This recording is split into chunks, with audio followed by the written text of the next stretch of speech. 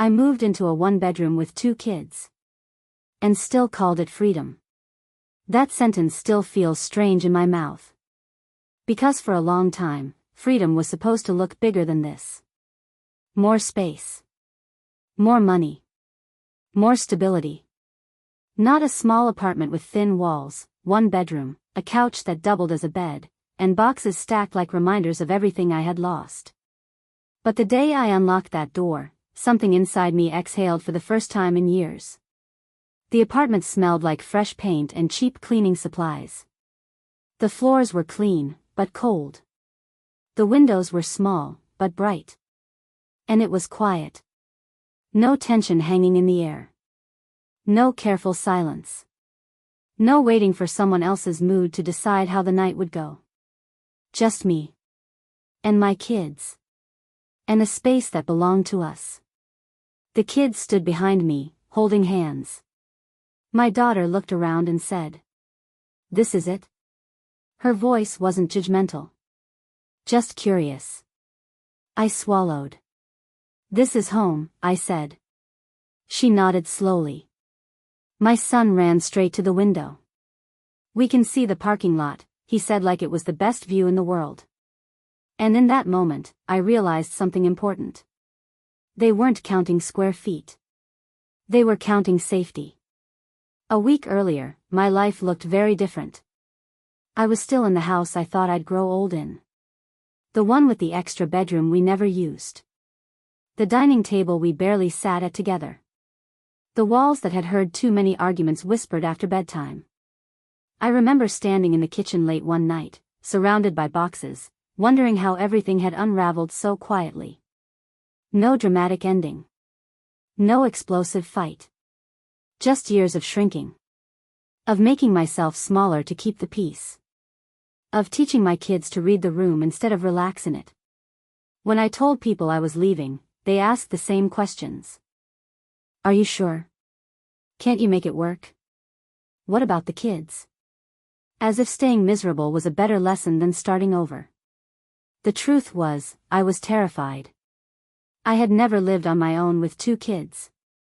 I had never paid all the bills alone. I had never made decisions without checking with someone else first. And now, suddenly, it was all on me. The night before we moved, I sat on the floor of the empty living room, surrounded by boxes labeled with black marker. Kitchen. Kids. Miscellaneous. That last one felt personal. I cried quietly so the kids wouldn't hear. Not because I missed him. But because I was scared of failing them. What if this tiny apartment felt like a downgrade to them? What if they resented me for changing everything? What if one day they looked back and thought, "She ruined our life"? Those thoughts followed me like shadows. On moving day, the truck was late. The kids were hungry. The sky threatened rain. And I thought, this is it. This is how it starts. Everything going wrong. But then my daughter climbed into the front seat of the truck, grinning like we were on an adventure. "Mom," she said, "this feels like a road trip." I laughed. A real laugh. And just like that, the weight shifted a little. The first night in the apartment was awkward. The kids argued over who got the bed. The couch felt too short. The fridge hummed loudly like it was trying too hard. I lay awake listening to their breathing, counting every sound. A car passing. Someone upstairs walking. A neighbor laughing. For the first time in years, none of it made my chest tighten. There was no fear of a door slamming. No waiting for an argument to start. Just unfamiliar quiet. The next morning, we ate breakfast sitting on the floor. Paper plates. Juice boxes. Toast slightly burnt. My son looked around with his mouth full and said, "This place is small." I nodded. "It is." He thought for a second. "But it's calm," he said. That word hit me harder than any compliment. Calm. That was what I had been chasing without realizing it. The days that followed were hard in ways I hadn't prepared for. I learned quickly how thin my budget really was. How fast groceries disappeared. How expensive peace could be. I started cutting corners everywhere. Generic brands. Fewer extras. No more, just because, purchases. I stopped buying things for myself entirely. Every dollar felt like a decision that could tip us over. Some nights, after the kids were asleep, I sat at the small kitchen table with a calculator and a knot in my stomach. Rent. Utilities. Gas. School supplies. I wondered if freedom was supposed to feel this heavy. But then there were moments. Small ones. Like the first evening we watched a movie all piled together on the couch. My daughter's head on my shoulder. My son's feet tangled with mine. No tension. No forced smiles. Just us. Or the first time my daughter said, "Mom, you laugh more now." I hadn't noticed. But she had. The truth was, I was exhausted. But I was also lighter. I didn't have to brace myself anymore. I didn't have to explain my feelings to someone who dismissed them. I didn't have to stay quiet to keep the peace. I could breathe. Still, the fear didn't disappear overnight. Every time something broke, my heart skipped. A leaky faucet. A flickering light. A strange noise from the car. There was no one else to handle it now. So I learned. I watched videos. I asked questions. I fixed what I could. And every small win made me stand a little taller. One night, my son came into the living room while I was folding laundry. "Mom?" "Yes?" "Are we poor?" The question landed softly, but deeply. I put the clothes down and looked at him. "No," I said carefully. "We're just being careful." He nodded. "Okay," he said. "I like being careful." I smiled through the lump in my throat. Another night, my daughter asked, "Do you miss the old house?" I thought about it. About the extra space. The backyard we barely used. The rooms full of memories that weren't all good. "I miss parts of it," I said honestly. "But I don't miss how I felt there." She nodded, satisfied with that answer. That's when I realized something else. My kids weren't mourning the life I thought they wanted. They were adjusting to the life they needed. There were days I felt proud of myself. And days I felt like I was one bad surprise away from falling apart. Days I questioned everything. Days I wondered if I had chosen the harder path for no reason. But every time doubt crept in, something grounded me. A peaceful morning.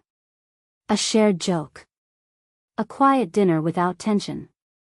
Freedom didn't look like luxury. It looked like safety. It looked like honesty. It looked like a one-bedroom apartment filled with laughter instead of fear. And for the first time, that felt like enough. I didn't realize how much noise I had been living with until it was gone. Not the kind you hear with your ears. The kind that lives in your chest. The constant alertness. The way your body never fully relaxes. The silent calculations you make before you speak. In the one-bedroom apartment, that noise slowly faded. Mornings became quieter in a good way. No one slammed doors. No one sighed loudly from the other room. No one made the air feel heavy before the day even started. Instead, there was the sound of cereal being poured too loudly. Of cartoons playing at a volume I pretended not to notice. Of my kids arguing over whose turn it was to sit closest to the window. It wasn't perfect. But it was ours. The first real challenge hit about a month in. My car broke down. It was nothing dramatic. Just refused to start one morning when I was already running late.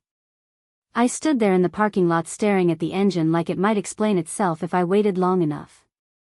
The kids were behind me, backpacks on, watching my face. In the past, this would have turned into a fight. Blame. Tension. Now, there was just reality. I took a breath. "Okay," I said. "New plan." We walked back upstairs. I called work. I rescheduled what I could. It cost money I didn't really have. It cost time. It cost energy. But it didn't cost my peace. That night, my daughter hugged me and said, "You didn't get mad today." I laughed softly. Was I supposed to? She shrugged. That's what used to happen. That's when it hit me. They were learning a different version of me now. A calmer one. A present one. A mom who didn't constantly look like she was about to break. The apartment started to feel smaller, but fuller. The walls slowly filled with drawings. The fridge with magnets and reminders. The bathroom mirror with sticky notes that said things like, "Field trip money." And, "Be kind to yourself." I stopped apologizing for the mess. Because life was happening in every corner of that space. There were nights I lay awake thinking about the future. College. Emergencies. What ifs. The fear still visited. But it didn't live with us anymore.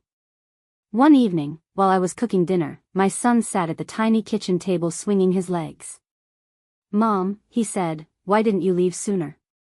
The question caught me off guard. "Sooner?" "Yeah," he said. "When things were bad." I turned off the stove and sat across from him. "Because sometimes," I said slowly, "adults think staying is the brave thing, even when it's hurting them." He thought about that. "Leaving seems brave too," he said. I swallowed hard. "I think so," I replied. There was a moment of silence. Then he smiled. "I like this brave." So did I. The one bedroom taught me things I never learned in the bigger house. Like how little we actually needed. We didn't need extra rooms we avoided. We didn't need furniture that looked good but felt cold. We didn't need to impress anyone. We needed safety. We needed laughter. We needed honesty. Some nights, we all slept in the same bed. Not because we had to. But because we wanted to. Those nights, I'd listen to their breathing and think. This is what peace sounds like. I started trusting myself more. Trusting my instincts. Trusting my decisions. I stopped asking everyone else what I should do. I stopped second-guessing every choice. Because I could see it working.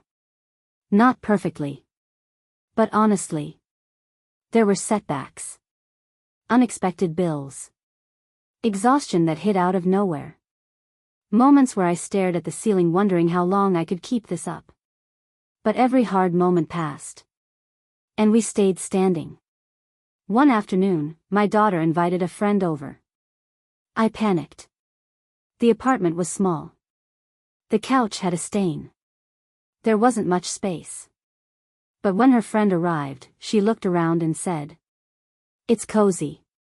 Cozy. Not small. Not sad. Cozy." The girl sprawled on the floor, laughing. And I stood in the kitchen realizing something important. No one else saw this place as a downgrade. Only me. And even that was changing. Freedom wasn't loud. It didn't announce itself. It showed up quietly. In moments where my shoulders weren't tense. In mornings where I didn't dread waking up. In nights where I slept deeply instead of listening for problems. I stopped fantasizing about someday. Someday when things would feel better. Someday when life would calm down. Because someday was already here. It just didn't look the way I was taught it should. One night, while folding laundry, my daughter sat beside me. "Mom," she said, "are you happy?" The question used to scare me. Now, it didn't. "I am," I said. "Not every second. But yes." She smiled. "I like happy you." That was enough. I stopped measuring my life by what it lacked. I started measuring it by how it felt. And this one bedroom?